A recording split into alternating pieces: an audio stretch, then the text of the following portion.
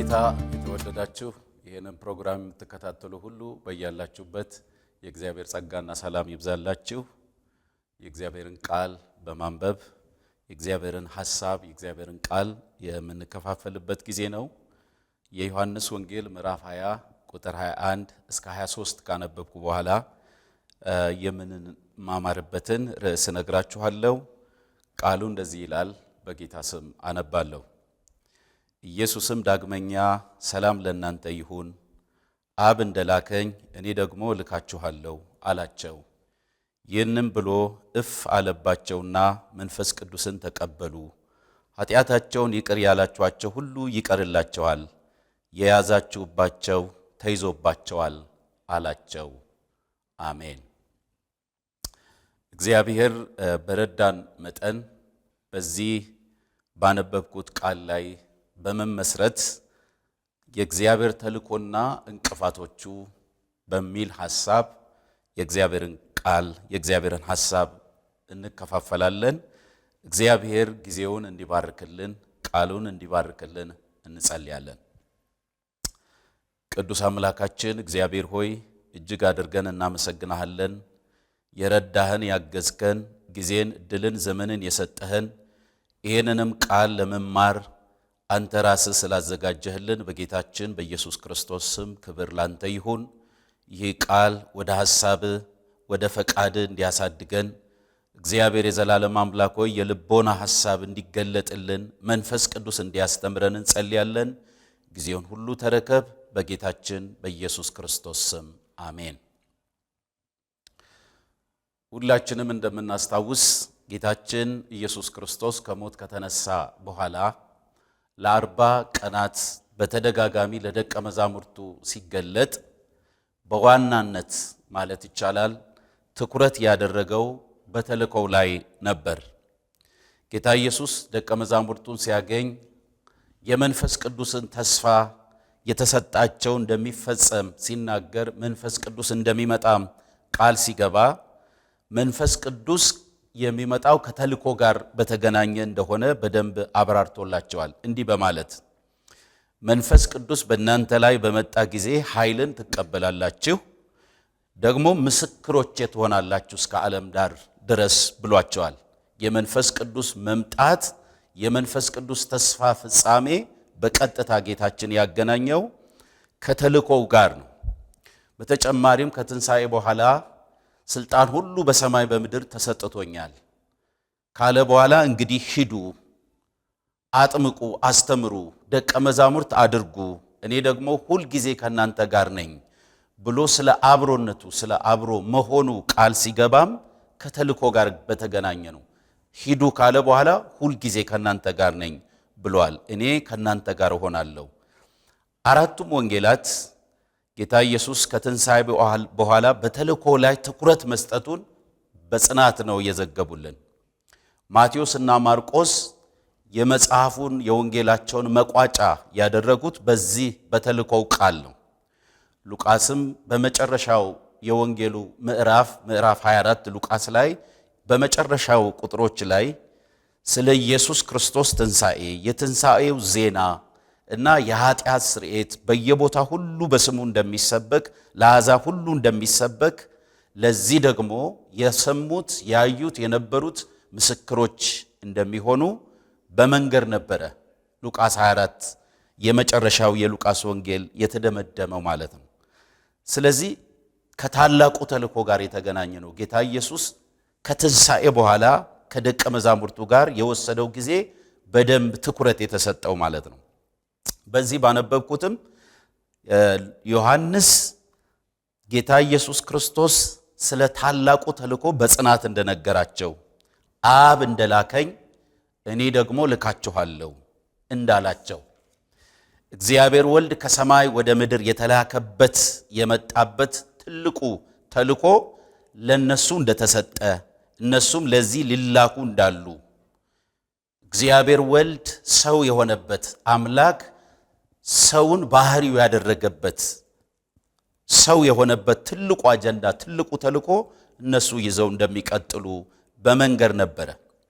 ለዚህ ተልእኮ ደግሞ በአቅማቸው በጉልበታቸው በችሎታቸው በልምዳቸው ስለማይችሉ መንፈስ ቅዱስን እንዲቀበሉ እፍ አለባቸው ይላል። ተልእኮ የሚፈጸመው በሰው ጥበብና ችሎታ ሳይሆን በእግዚአብሔር መንፈስ ኃይል፣ በመንፈስ ቅዱስ ኃይል በመሆኑ ማለት ነው። ጌታ የተላከበት ተልእኮና ቤተክርስቲያንን ወይም እነሱ ደቀ መዛሙርትን የላከበት ተልእኮ አንድ ነው። ተመሳሳይ ብቻ ሳይሆን አንድ ነው፣ አይደንቲካል ነው። አብ ለመጣበት እነሱ ይሄዳሉ ማለት ነው። ቤተክርስቲያን ከዚህ ተልእኮ ከራቀች፣ ቅዱሳን ከራቁ የተልእኮ ጥያቄ ብቻ ሳይሆን የማንነት ጥያቄ፣ የአይደንቲቲም ጥያቄ ሊነሳ ይችላል ማለት ነው። አብ እንደላከኝ እኔ ልካችኋለሁ ያለው እሱ የተላከበትና ቤተክርስቲያን ወይም ቅዱሳን የሚላኩበት የተላኩበት አንድ በመሆኑ ማለት ነው። ቤተክርስቲያን በመጽሐፍ ቅዱስ በብዛት በተጠቀሰችበት ቦታ ሁሉ ማንነቷ ሲጠቀስ ከተልእኮ ጋር ነበረ። ማንነቷ ያለ ተልእኮ ብዙ ቦታ ተጠቅሶ አናገኝም። ስለዚህ የቤተክርስቲያን ማንነት፣ የቤተክርስቲያን ህልውና፣ የቤተክርስቲያን አቅም ከተልእኮ ጋር በተገናኘ ነው በመጽሐፍ ቅዱስ በደንብ የተገለጠው። ለምሳሌ ጌታ ኢየሱስ በማቴዎስ 5:13-16 እናንተ የዓለም ብርሃን ናችሁ፣ የምድር ጨው ናችሁ ካለ በኋላ ተልኳቸውን ጭምር ነው አብሮ የጠቀሰው። ለደቀ መዛሙርቱ ነው የተናገረው። እናንተ የምድር ጨው ናችሁ ሲል ጨው እንደሚያጣፍጥ ይሄን መራራውን ዓለም ሂዳችሁ በዚህ አጣፍጡት፣ በዚህ ተልኮ ማለት ነው። እናንተ የዓለም ብርሃን ናችሁ ማለት ሂዳችሁ አብሩ፣ በዚህ ጨለማው ዓለም ላይ ብርሃንን አብሩ ማለት ነው። ስለዚህ የሆኑትን ሁሉ የሆኑት ከተልኮ ጋር በተገናኘ ነው። ይሄ ብቻ አይደለም። ብዙ ቦታ ቤተክርስቲያን ማንነቷ ሲጠቀስ ከተልኮ ጋር ተጠቅሳለች። በማቴዎስም 16 ጌታችን ስለ ቤተክርስቲያን ሲናገር ቤተክርስቲያኔን በዚች ዓለት ላይ እመሰርታለሁ፣ እሰራለሁ፣ የገሃነም ደጆች አይችሏትም ሲል ቤተክርስቲያን የቃሉን ጉልበት የተልኮውን ኃይል ይዛ ከጨለማ መንግስት ጋር ከክፉ ኃይላት ጋር ትገጥማለች ማለት ነው። ስትገጥም አትሸነፍም። በጨለማ የታሰሩትን በጨለማ እስር ቤት ያሉትን ነፃ ለማውጣት ስትሄድ ከጨለማው ገዢ ጋር በሚኖራት ተጋድሎ ውጊያ አትሸነፍም ማለት ነው። ስለዚህ የቤተ ክርስቲያን ማንነት ከተልኮ ጋር የተሳሰረ ነው። ስለ ቅዱሳን ማንነት ሲናገር ሐዋርያው ጴጥሮስ ራሱ ይሄንን ደግሞታል።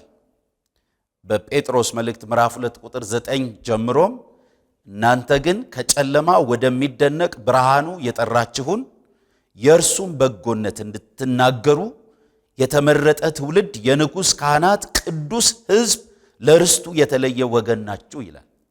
ማንነታቸውን ያስቀምጣል። የተጠራችሁ የተለያችሁ ወገን፣ ለርስቱ የተለያችሁ ወገን፣ ቅዱስ ሕዝብ ናችሁ፣ የንጉሥ ካህናት ናችሁ።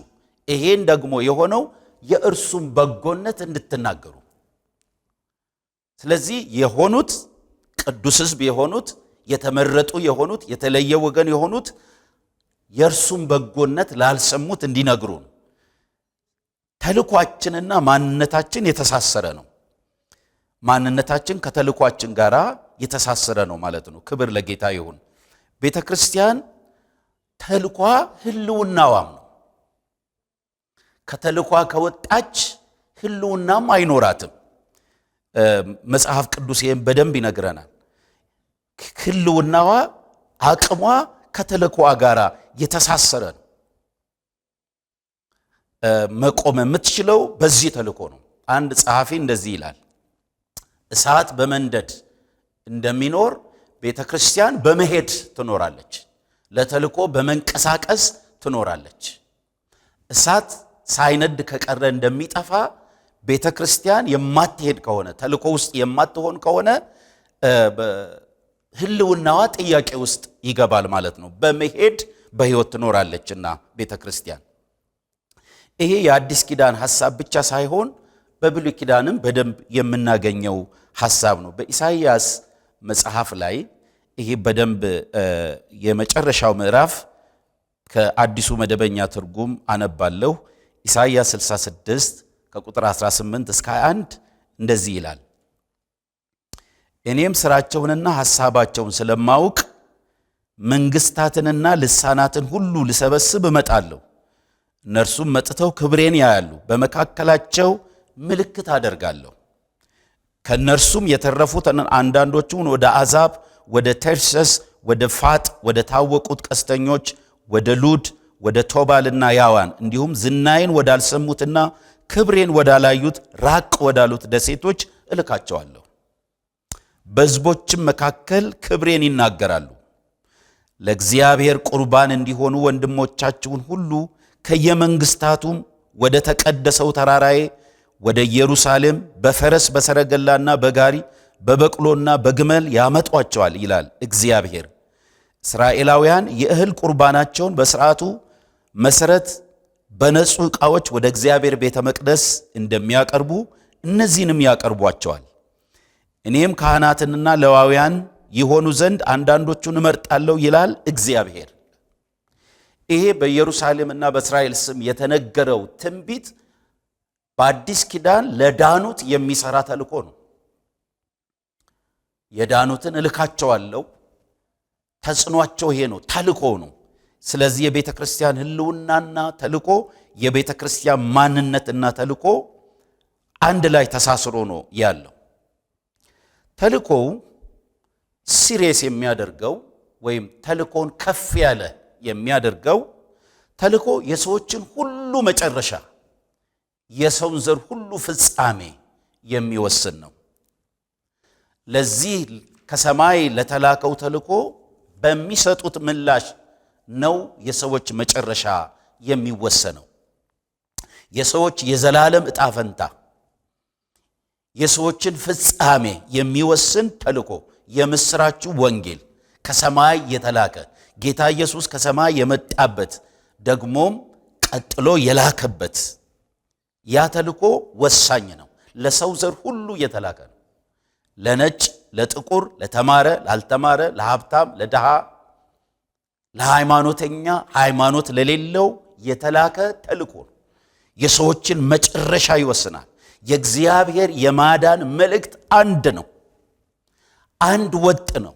በልጁ በኢየሱስ ክርስቶስ በማመን ወደ ዘላለም ዕረፍት ሰዎች እንዲዘልቁ፣ ወደ ዕረፍቱ እንዲገቡ ይሄን መልእክት በመስማት ይሄን የምስራች ቃል በመስማት ይሄ ተልእኮን ወሳኝ ያደርገዋል። እግዚአብሔር ሌላ አማራጭ መንገድ የለውም። ልጁን ወደ ዓለም ላከ። በልጁ የሚያምን ወደ ዘላለም ዕረፍት እንዲገባ የእግዚአብሔር ፈቃድ ነው። ይሄን ተልእኮ ከፍ ያለ የሚያደርገው ይሄ ነው። የሰውን ሁሉ ዕጣ ፈንታ ይወስናል። ሌላው ተልእኮውን ሲሪየስ የሚያደርገው ወይም የተልእኮውን ሲሪየስነስ የሚያጎላው ለዚህ የተላከች ቤተ ክርስቲያን ብቻ መሆኗ ነው። በዚህ ዓለም ላይ ለሰዎች ለተለያየ ግልጋሎት የተቋቋሙ ብዙ ተቋማት አሉ። የሰውን አካላዊ ማንነቱን የሚያገለግሉ ማለቴ ነው። እልፍ ተቋማት አሉ። የጤና ተቋማት አሉ፣ የትምህርት ተቋማት አሉ፣ የሰብአዊ መብት ተሟጋች ተቋማት አሉ። የተለያዩ የሰውን ሕይወት ለማሻሻል የሚሰሩ በብዙ ሺህ የሚቆጠሩ ተቋማት በምድር ላይ አሉ።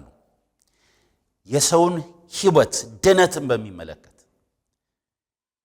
የሰውን መንፈሳዊ አቋምን በሚመለከት የማዳኑን እውነት በሚመለከት ግን ብቸኛ የተላከች ቤተ ክርስቲያን ነች። ኤክስክሉዚቭ ኤጀንት ናች ቤተ ክርስቲያን። ብቸኛ የተላከች ተቋም ናት። ሌላ አላከም እግዚአብሔር። ሊበራሊዝም ወይም ለዘብተኛ አቋም ያላቸው ይህን እውነት አይቀበሉም። እግዚአብሔር ከቤተ ክርስቲያን ውጪ በሌላም መንገድ ያድናል፣ በሌላም መንገድ ሰዎችን የሚያድንበት በሌላም ሃይማኖት ብለው የሚያምኑ አሉ። መጽሐፍ ቅዱስ የተናገረውን እውነት በራሳቸው መንገድ ቀይረው ስለሚያዩት ሊበራሊዝም ክህደት ነው። ከክህደት የተሻለ አይደለም። በኢየሱስ ክርስቶስ ብቸኛ አዳኝነት ስለማያምኑ ከቤተ ክርስቲያን ውጭ በሌላም ሃይማኖት ይዳናል የሚል አቋም አላቸው። መጽሐፍ ቅዱስ ይህን አይናገርም። ይሄ ክህደት ነው። መጽሐፍ ቅዱስ ስለዚህ ነገር የማያወላዳ አቋም አለው። ምንድነው አቋሙ? ያለ ኢየሱስ ክርስቶስ ያለ እግዚአብሔር ወልድ መዳን የለምና ይሄ ተልቆ ደግሞ ለሰዎች የተላከው በቤተ ክርስቲያን በኩል ነው። ዶክተር ቢሊ ግርሃም ይሄንን በሚመለከት አንድ በመጽሐፋቸው ያነሱት ሐሳብ ትዝ ይለኛል። አባባል ነው። መላእክት በአንድ ወቅት ተሰብስበው እግዚአብሔርን ጠየቁት ይላሉ። ምን ብለው ጠየቁት? ይሄንን የሰው ዘር ሊያድን የሚችለውን ታላቅ የወንጌሉን ስብከት የሰጠው ለሰዎች ነው፣ ሌላ አላዘጋጀህምና ሌላ የላከው ሰው ነውና ሰው ፈቃደኛ ባይሆን አማራጭ አዘጋጅተሃል ወይ ብለው እግዚአብሔርን ጠየቁት ይላሉ መላእክት። እግዚአብሔርም ሌላ አላዘጋጀሁም፣ የላኩት ያመንኩት ሰውን ነው፣ ከሰውም የዳኑትን ልክ በኢሳይያስ እንዳነበብ ነው የሱም በጎነት እንዲነግሩ እግዚአብሔር የመረጣቸው ከሞት ወደ ሕይወት የመጡት እነሱ ናቸው የተላኩትና ይሄ ተልቆ ለዚህ ተልቆ የተላከች ቤተ ክርስቲያን ነች። ሌላ ተቋም የለም። ለዚህ እግዚአብሔር በምድር ላይ ያስቀመጠው ጌታችን በማርቆስ ላይ የተናገረውን ቃል ማርቆስ እንዲጽፎልናል። ጌታ ያደረገውን በዚህ ላይ ምዕራፍ 16 ቁጥር 8 ወደ መጨረሻው ከዚህ በኋላ ይላል ኢየሱስ ራሱ ለዘላለም ድነት የሆነውን የማይለወጠውን ቅዱስ ወንጌል ከፀሐይ መውጫ እስከ መጥለቂያው ድረስ በእጃቸው ላከው። ጌታ ራሱ በዳኑት እጅ ቅዱሱን ወንጌል ለድነት የሆነውን ደግሞም የማይለወጠው በተለያየ ዘመን ተነስቶ በሚወድቅ አይዲዮሎጂ ውስጥ ሊቀየር የማይችለውን ጸንቶ የሚቆመውን የማይለወጥ ተልእኮ ቅዱስ ወንጌል ከፀሐይ መውጫ እስከ መጥለቂያው ከምስራቅ ጫፍ እስከ ምዕራብ ጫፍ ከደቡብ ጫፍ እስከ ሰሜን ጫፍ ድረስ በዳኑት እጅ በቤተ ክርስቲያን እጅ በደቀ መዛሙርት እጅ ላከው። መልእክቱ በሌላ እጅ አላከም። ይሄ መልእክት ለዚህ መልእክት ሌላ አካል አልተላከም። መላእክቱ እንኳን አልተላኩም። የሰማይ መላእክቱ እንኳን የተላኩትን ያግዛሉ እንጂ እነሱ ይሄን መልእክት እንዲያደርሱ እግዚአብሔር እነሱን ለዚህ አልመረጣቸው። እግዚአብሔር የዳኑትን በክርስቶስ ኢየሱስ የሱ የሆኑትን ግን ለዚህ ተልኮ መርጧል። ቤተ ክርስቲያንን ለዚህ ልኳታል እግዚአብሔር። ቅዱሳን መላእክት ለዚህ እንዳልተላኩ አንድ ምሳሌ ብቻ ከመጽሐፍ ቅዱስ መጥቀስ ይችላሉ። ብዙ አለ፣ አንዱን ብቻ በሐዋርያት ሥራ ምዕራፍ 10 እና 11 በተለይ ከምዕራፍ 10 ጀምሮ እስከ ምዕራፍ 11 ቁጥር 18 ድረስ የሚዘልቅ አንድ ታሪክ አለ። በጌታ ስላመነ አንድ የሮማ ወታደር የመቶ አለቃ ቆርኔሌዎስ የሚባል ይሄ ሰው በጣም ዲፕሊ ሪሊጂየስ ነው፣ ሃይማኖተኛ ነው። እግዚአብሔርን የሚያምን የሚያመልክ የሚጾም የሚጸልይ ምጽዋት የሚሰጥ ብዙ ሃይማኖታዊ ተግባራትን የሚፈጽም አንድ ቀን በጾም ጸሎት እያለ 9 ሰዓት አካባቢ መልአክ እንደተገለጠለት ክፍሉ ታሪኩ ይናገራል። መልአኩ ጾም ጸሎት ተሰምቷል፣ የምትሰጠው ምጽዋት ደግሞ በእግዚአብሔር ፊት ለመታሰቢያነት ታይቶልሃል እና ግን አንድ ነገር ልነግርህ የመጣሁት ይሄን እግረ መንገዱን የተናገረ ይመስለኛል። ዋናው የመጣበት ጉዳይ ግን ቁጥር ምዕራፍ 11 ቁጥር 14 ላይ ጴጥሮስ ሰውየው የተናገረውን በሪፖርት መልክ ሲያቀርብ እርሱም አንተና የቤት ሰዎች ሁሉ የምትድኑበትን ነገር ይነግርሃል እንዳለው ነገረው። ጴጥሮስን አስጠራ። ኢዮጴ ነው ያለው። መልእክት ይነግርሃል። አንተ እግዚአብሔርን የምትከተል ሃይማኖት ያለ የምትጾም የምትጸልይ ምጽዋት የምትሰጥ እግዚአብሔር የሚወደው ለማድረግ ሕይወትን የሰጠ አንተ ሰው አንድ ወሳኝ መልእክት የሚነግር ሰው አለ። ስምዖን ጴጥሮስ ይባላል። በኢዮጴ አንድ ሰው ቤት እንግድነት ተቀምጧል። እሱን አስጠራው ብሎ አስጠራው። ወገኖቼ ሰዎች መልካም ስለሆኑ ጥሩ ስራ ስለሰሩ ያለ ኢየሱስ ክርስቶስ ይሄን ተልኮ ካልሰሙ ጨዋ ስለሆኑ ስለማይድኑ እግዚአብሔር መዳንን በልጁ በኢየሱስ ክርስቶስ በኩል እንጂ ማንም በራሱ ጥረትና ጽድቅ መዳን ስለማይችል ይሄ ተልኮ ለሰው ሁሉ መድረስ አለበት። እኔ እዚህ ጋር እንድናይ የማስበው ለምንድነው መልአኩ በራሱ ያልነገረው? ስለ ኢየሱስ ክርስቶስ ለምን አልነገረው? ይሄ መልእክት መናገር የሚችለው የተላከ ሰው አለ፣ አቅራቢያው ላይ አለ፣ መልእክቱ እጁ ላይ አለ። ማርቆስ ላይ እንዳነበብን እሱ የሚነግርህ ነገር አለው። እሱ የሚነግርህ ደግሞ አንተና ቤተሰብ የምትድኑበትን ነው፣ ድነት የምታገኝበትን ይነግርሃል፣ የመዳንን መንገድ ይነግርሃል ብሎ እንደነገረው እሱም ቃሉን ሰምቶ መልእክተኞችን ልኮ ጴጥሮስን አስጠርቶ መልእክቱን ሰማ፣ ዳነ። የእግዚአብሔርን ስጦታ መንፈስ ቅዱስን ተቀበሉ። ይሄ ድንቅ ስራ ነው። ስለዚህ መልአኩ መጥቶ ማድረግ ያለበትን ሲነግረው ራሱ ግን ያንን መልእክት እንዲናገር ስላልተላከ እግዚአብሔር የሰጠው ለሰው ስለሆነ ለዳኑት ስለሆነ ወደዚያ ሪፈር አደረገው። እንግዲህ መልእክቱ ሲሪየስ ነው። ተልኮ ትልቅ ነው። የሰውን ሁሉ ፍጻሜ የሰውን ሁሉ መጨረሻ ይወስናል። የሰውን ሁሉ ሰዎች ይሄን ተልኮ ሰምተው በሚሰጡት ምላሽ ዘላለማዊ ዕጣ ፈንታቸው ይወሰናል። ይሄ ተልኮ ትልቅ ነው። ተልኮው ይሄን ያህል የገዘፈ ከሆነ ይሄን ያህል ትልቅ ከሆነ ይሄን ያህል የበረታ ከሆነ የኢየሱስ ክርስቶስ የመጨረሻ ቃል የኑዛዜ ቃል ከትንሣኤ በኋላ ለ40 ቀናት ትኩረት በመስጠት ያሳሰበበት ደጋግሞ የነገረበት ከሆነ ከመንፈስ ቅዱስ መምጣት ጋርም የተሳሰረ ከሆነ ይሄ ተልኮን ለማድረስ ተግዳሮት የሚሆኑ ነገሮች ምንድናቸው? ቤተክርስቲያን እንደተቀበለች ይህንን ተልኮ እንዳታደርስ እንቅፋት የሚሆንባት ተግዳሮት የሚሆንባት ነገር ምንድነው? በተለይ በዘመናችን አንዳንድ ነገሮችን ንቅሰን ማየት ጥሩ ነው። ከተልኮ ትልቅነት የተነሳ ምንድናቸው እንቅፋቶቹ? ይሄንን እግዚአብሔር በረዳን መጠን በነጥብ እናያለን። የመጀመሪያው ጊዜን ያለማወቅ ነው። ጊዜን ያለማወቅ ነው።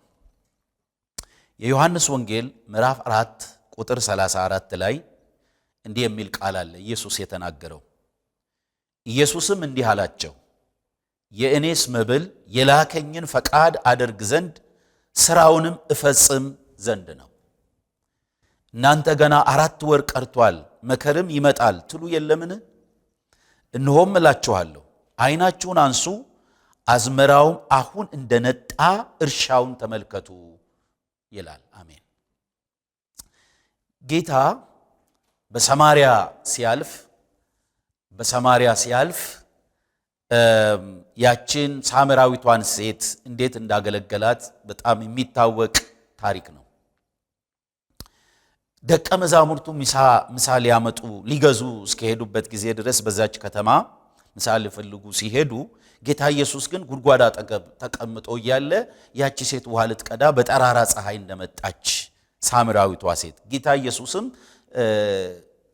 ውሃ ስጭኝ በማለት ከሷ ጋር መነጋገር እንደጀመረ እናውቃለን፣ እናስታውሳለን። ያቺም ሴት የመለሰችውን ጌታ ቀስ በቀስ ወደ መንፈሳዊ ሕይወቷ ዘልቆ ገባ። ይሄን እየተነጋገረ እያለ ደቀ መዛሙርቱ ምሳ ሊገዙ ከሄዱበት ተመልሰው መጡ እና ናብላ የምሳ ሰዓት ስለሆነ ለነሱ ዋና አንገብጋቢ ጉዳይ ያ የምሳ ሰዓት ነበረ። ጌታ እንደዚህ አላቸው፣ እናንተም ማታውቁት እኔ መብል አለኝ አለ። ተጠራጠሩ። ሰው ምግብ አምጥቶለት ይሁን ብለው አሰቡ ይለናል የእግዚአብሔር ቃል። ነገር ግን እንደዚህ አልነበረም።